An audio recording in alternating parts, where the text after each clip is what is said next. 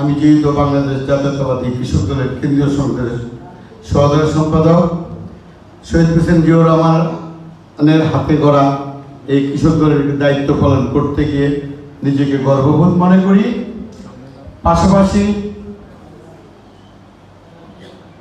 ৭১-এর মহান স্বাধীনতা যুদ্ধে যারা লুঙ্গি পরে যুদ্ধ করে আমাদের দেশে একটি স্বাধীন সার্বভৌমত্ব দেশ উপহার দিয়েছে, আমরা অনেকান্তেই তাদের আমরা মূল্যায়ন করে তাদের আদর্শকে ধরে রাখতে পারি নাই। জুলাই ২৪-এ আন্দোলনে যারা রক্ত দিয়েছে, রক্ত না শুকানোর আগেই আমরা অনেক কিছু দেখতে পাচ্ছি যা আমাদের জন্য শুভনীয় না।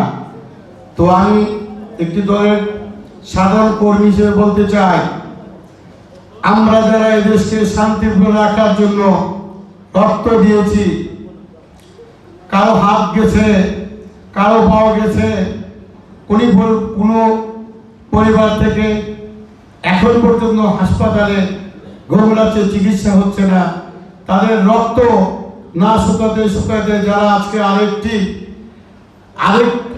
আরেকটি দুর্নীতি বিষয়ক যে ঘটনা উপহার দিতেছে, আমি আন্তরিকভাবে তাদের আহ্বান জানাবো তারা যেন সৎ রাজনীতি করে এবং আমরা যে রাজপথে রক্ত দিয়েছিলাম আমাদের সেই রক্তের যেন সঠিক মূল্যায়ন বিদ্যমান থাকে, এইভাবে রাজনীতি করবেন এবং দলের সুনাম অর্জন করবেন।